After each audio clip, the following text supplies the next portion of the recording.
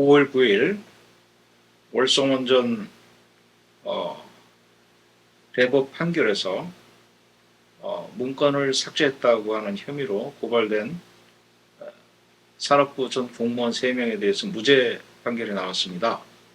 이 무죄 판결 자체가 엄청나게 큰 의미를 갖고 있기 때문에 오늘 이 주제로 잠시 말씀 나눠보겠습니다.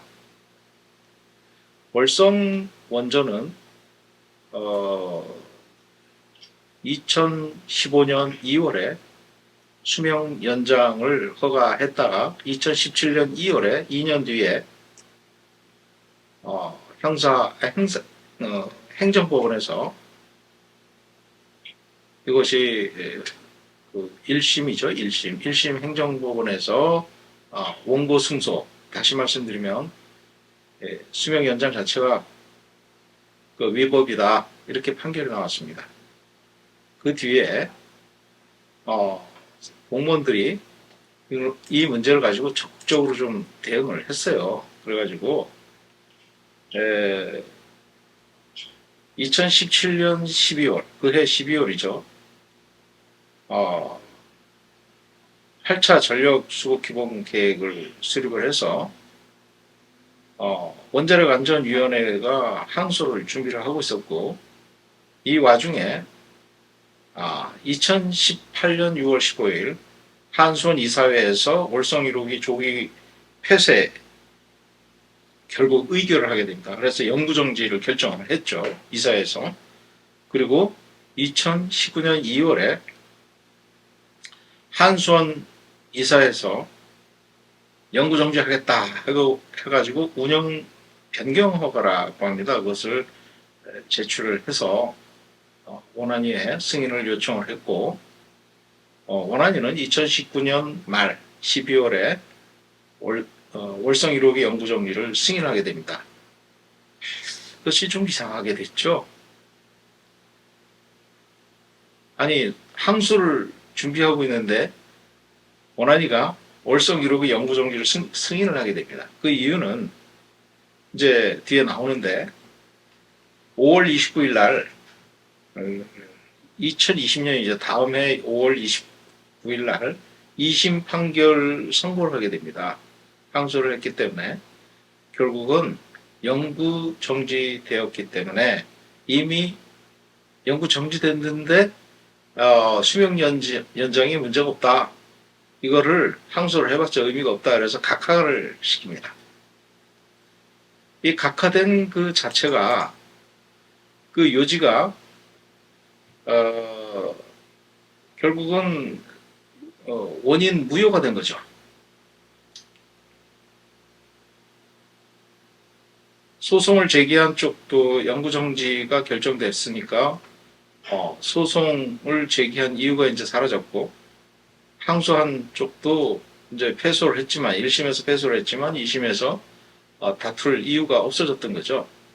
이렇게 합의가 무난하게 됐던 것 같습니다. 월성 1호기가 위법하다고 행정법원에서 판결한 요지는 이 운영 변경 허가죠. 수명 연장 자체를 원안위 위원들이 심사를 해서 결정해야 될 일을 과장이 정결 처리한 것입니다. 대규모 설비 개선 공사인 압력관 교체가 3,800억이나 들어가는 큰 공사였지만 그것을 원안위원이 승인해 준 것이 아니고 단순 압력관 교체라고 하는 기기 교체 공사다, 이렇게 해서 수명 연장과 무관하다, 이렇게 해놓고 과장이 승인을 했고, 그걸 빌미로 우리 수명 연장해달라, 이렇게 신청을 하게 된 것입니다. 그러니까 모든 게 졸속이고 제대로 처리가 안 됐던 겁니다. 특히 수명 연장을 위해서 신청 서류를 제출했는데 비교표도 제출하지 않았어요. 뭐가 어떻게 바뀌었다는 비교표를 제출하게 되어 있는데, 그 다음에 최신 기술 기준 당연히 적용을 안 한 거고, 또 수명 연장을 결의한 위원들 중에 결격사유에 해당하는 위원들이 표결에 참여했던 것입니다. 이렇게 네 가지가 명백한 위법 사실이 있었던 겁니다. 다시 말씀드리면 안전과 무관하게 그냥 가동하는데 문제가 되는 바퀴 정도 교체해놓고 자동차를 그냥 계속 가자 이렇게 된 거죠. 그럼 거기에 들어가는 안전장치들이 있지 않습니까? 브레이크라든가 그 다음에 에어백이라든가 이런 것들이 제대로 작동되는지 또는 필요하면 추가를 한다든가 이런 조치들은 전혀 없이 그냥 바퀴만 갈아놓고 빵꾸난 바퀴만 갈아놓고 그냥 간 겁니다. 그러니 무엇보다도 가장 경영에 최우선을 둬야 될 원전에 있어서 안전 문제를 이렇게 소홀히 취급하고 단순 이해의 바탕에서 원전을 운영한 결과이기 때문입니다. 그래서 이런 1심 선고에서 패소를 한 정부는 이 문제를 어떻게 해결할까 고민을 하게 됩니다. 원안위가 부실하게 수명 연장을 해줬다는 그 책임을 면하기 어렵게 된 겁니다. 근데 거기 규제기관이었고 산업부는 운영을 해야 되는 입장이니까 수명 연장의 원안위가 적극적으로 협조해 준 꼴이 된 거죠, 사실은. 그러니까 이 문제를 그냥 끝까지 행정소송의 끝장을 보자 이렇게 갈 게 아니고 먼저 산업부가 영구정지를 결정을 해버리면 원안위도 이제 더 이상 문제가 없지 않겠느냐, 스스로 판단 내리기가 쉽지 않겠느냐, 이제 이렇게 된 거죠. 그래서 이 7천억 원에 가까이 들어갔다고 하는 수명 연장 작업에 있어서 문제가 있었던 것입니다.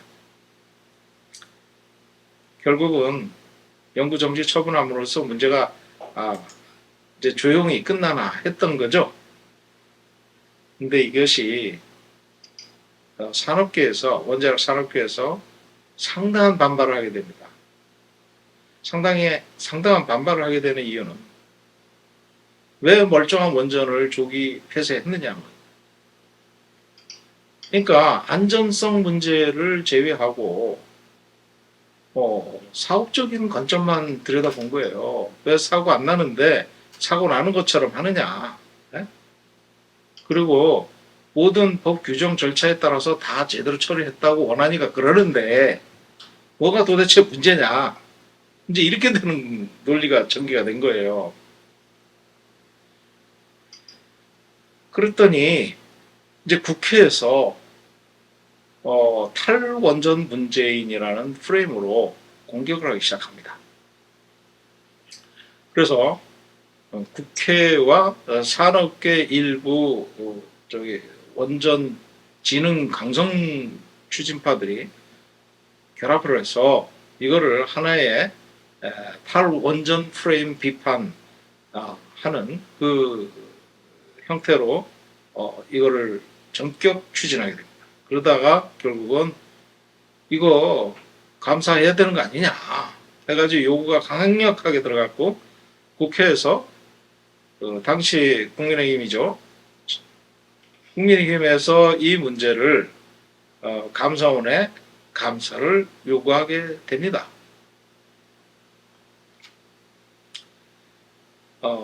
감사를 요구를 하게 됐는데 그 감사한 내용을 보면 이것이 참 그 결정의 타당성, 월성 1호기 조기 폐쇄 결정의 타당성을 보자 하고 감사를 의뢰를 한 것입니다. 근데 한수원 이사회 회의록을 보면 이 조기 폐쇄 결정을 한 이유는 정부의 에너지 전환 정책, 그 다음에 월성 원전의 안전성과 경제성 이런 것들을 종합적으로 검토한 결과 1호기는 조기 폐쇄하는 것이 좋겠다라고 폐쇄한 것입니다. 그러면 그 판단 근거가 되는 안전성, 경제성 이런 것들을 종합적으로 그 근거가 타당한지 여부를 평가를 해야 되는 거죠. 그런데 감사원은 이거를 1년 넘게 끌고 갑니다. 보통 국회에서 감사 의뢰한 거는 3개월 이내에 결판이 나게 돼 있어요. 워낙 범죄 사실이 확연하게 드러난 그런 내용들에 대해서 국회가 감사를 요구하기 때문에 대부분 범죄 사실이 드러나 있는 상태에서 감사를 하기 때문에 3개월이면 충분하다는 거죠. 그래서 3개월 이내 감사 의결하도록 절차가 돼 있다고 합니다. 근데 이게 1년 넘게 끌고 가는 거예요. 어쩐 일인지.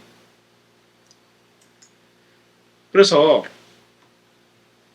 감사원이 왜 이렇게 오래 끌고 가느냐 했더니 이 조기 폐쇄 결정의 타당성 전반에 대해서 공무원으로서 중립적인 입장으로 이것을 봐야 되는데 월성이륙이 즉시 가동 중단 결정 과정에서 이게 안전성, 지역 수용성 등의 문제는 범위에서 제외를 시켜버린 거예요.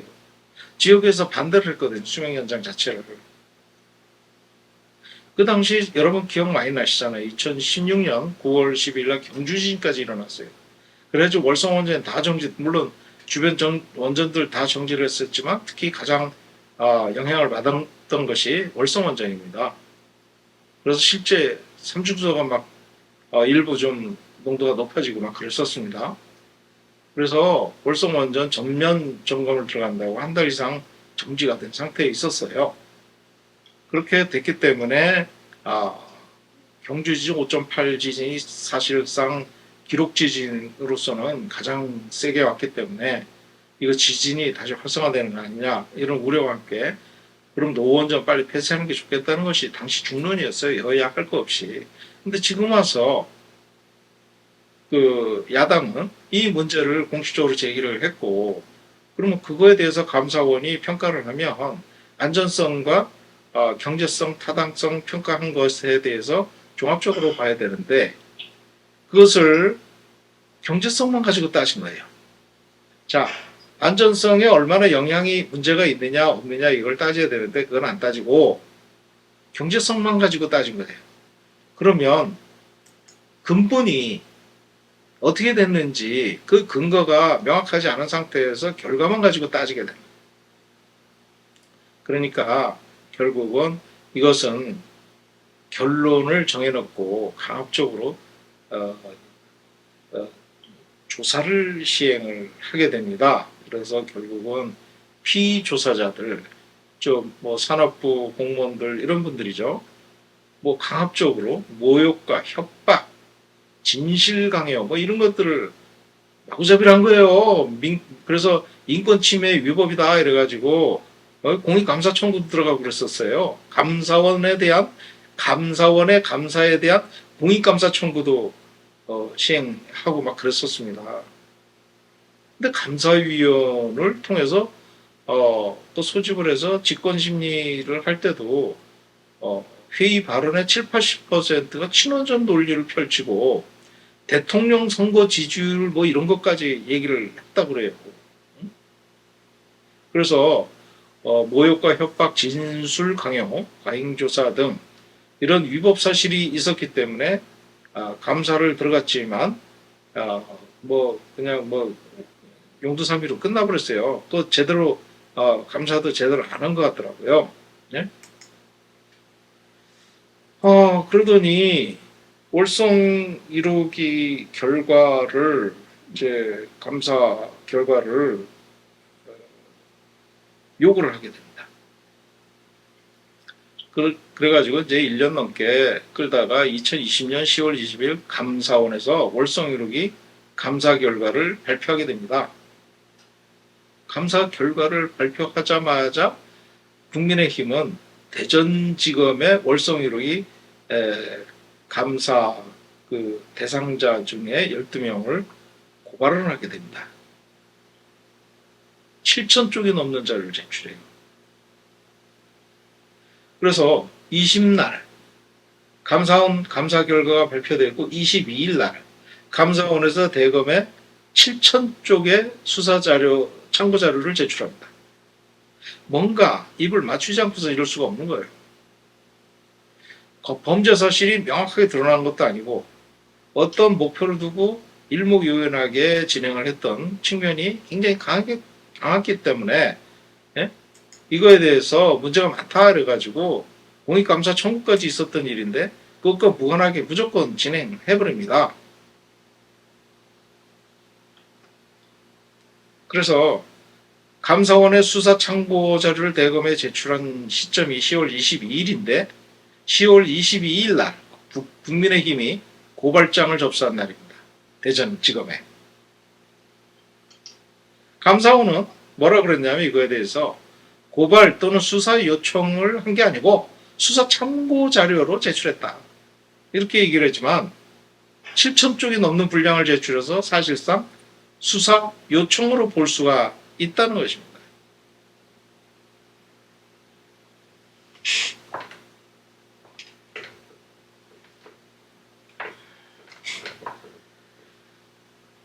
그래서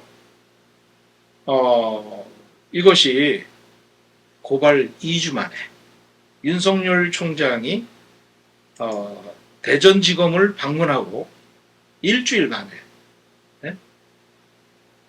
그러니까 2주 전에 국민의힘이 대전지검에 고발을 했고, 그리고 그 뒤에 일주일 뒤에 윤석열 검찰총장이 대전지검을 방문합니다. 그리고 일주일 뒤에 급속도로 수사가 이루어집니다.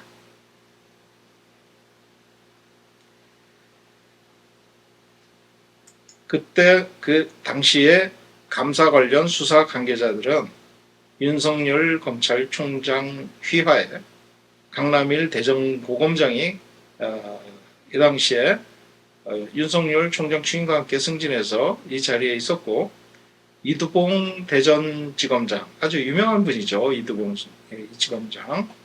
그래서 월성 1호기 핵심 수사 라인이었고, 양석조 검사, 이분도 윤 총장과 국정농단 특검팀에 같이 활동했던 분이라고 합니다. 그래서 상갓집 항명 사건으로 굉장히 유명한 분인데 이분이 들어가 있었고, 이복현 형사 3부 부장검사, 이분도 국정원 댓글 사건 같이 수사했던 분인데 지금 금융감독원장으로 가 있죠.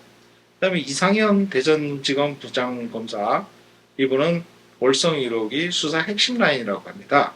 이런 분들이 아주 유명한 분들이라고 많이 알려진 기도 한 분이죠. 지금 현재 윤석열 대통령과 함께 중요한 역할들을 또 정권을 뒷받침하는 굉장히 중요한 역할을 하고 있습니다. 그래서 결과적으로는 이 월성 1호기 수사, 그 다음에 고발로 인해서 법적 다툼으로 인해서 결과적으로는 어떻게 되냐, 이 공무원들은 이 4년이 넘는 고발 사건을 시달리면서 검찰청 왔다 갔다 하고 법원 왔다 갔다 하고 함으로써 이 세 분은 직장도 그만두게 됐어요. 공무원 신분 아니에요 지금. 그만뒀고 가정도 얼마나 힘들었겠습니까? 4년 동안 엄청나게 시달린 거예요. 그 와중에 이 사건을 주도했던 윤석열 총장하고 최재형 감사원장은 어떻게 됐습니까? 자기는 정치에 참여하게 된 계기가 월성원전 사건과 무관하지 않다, 이렇게 얘기를 했어요. 그러니까 탈원전 프레임으로 탈원전 수사를 감행한 거에 대해서 국민적 호응을 유도를 해서 나름대로 상당히 높은 점수를 받게 된 아주 정치 검사 역할을 했던 거죠. 그리고 그걸 뒷받침한 것이 최재형 감사원장입니다. 그래서 이 월성 1호기 찾아가서 문재인 정부를 정면으로 비판했다고 그래요. 그래서 결국은 두 사람이 대권 가도에 뛰어듭니다. 2021년부터 대권 가도에 뛰어들었고 결국은 윤석열 총장으로 일원화됐죠. 후보가. 최재형 감사원장은 결국 경선에서 안 됐고 대신에 종로구 국회의원으로 당선되면서 정치적으로 입문하게 된 계기가 됩니다. 이렇게 탈원전 프레임은 일반 원자력 산업계가 자구책의 일환으로 이 일을 한다는 그 범위를 벗어나서 정치 세력과 결탁함으로써 이게 안전을 배제하는 무작정 지능 논리를 추진하는 아주 위험한 그런 원전 정책을 추진하는 근거가 됐고, 최근에 윤석열 정부가 추진하는 원전 무작정 짓고 수명 연장하자는 정책의 뒷받침이 되고 근거가 되는 그런 사태가 바로 월성 1호기 사건입니다. 결국은 대법에서 무죄 판결을 함으로써 감사원의 감사 절차와 결과가 다 엉터리였고, 그걸 근거로 수사해가지고 법원에 제수한 그 내용 자체도 다 엉터리라는 거예요. 그 이유가 뭔가?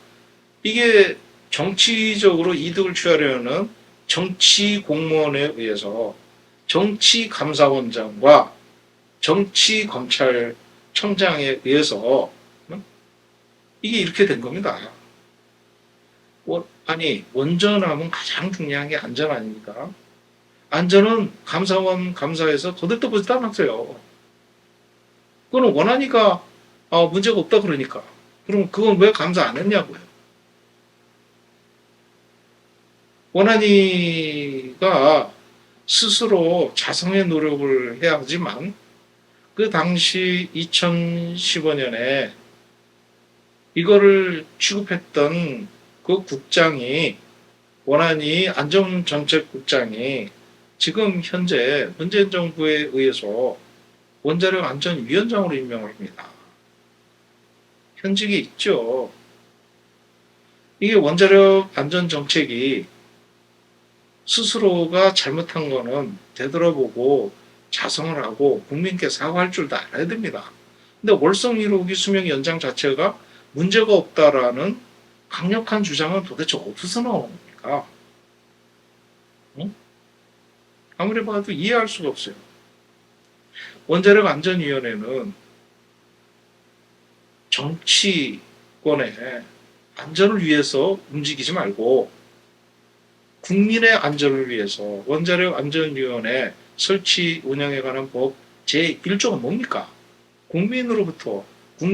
방사선으로부터 국민의 안전을 보호하는 거 아닙니까? 그런 측면에서 지금 이 사태는 아주 상징적인 의미가 있습니다. 월성 1호기 때문에 그동안에 문제됐던 거, 이거 원래는 수명 연장 자체를 반대할 이유가 없는 겁니다, 사실은.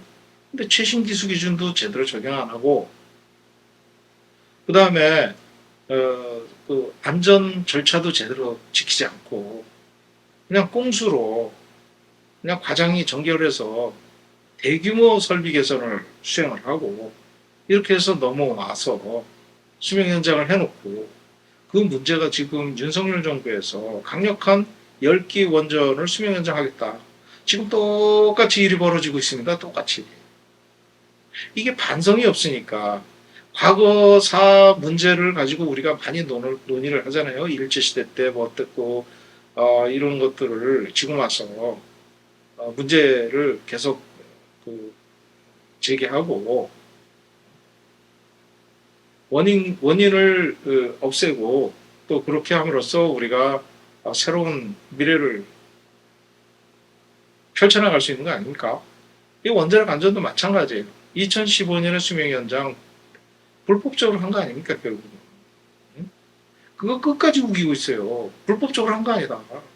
안전에 문제 있지 않냐? 뭐가 안전에 문제 있냐? 끝까지 우기고 있어요. 항소심에서 로펌까지 동원해가지고 적극적으로 변론을 하게 만든 게 또 문재인 정부였어요. 응?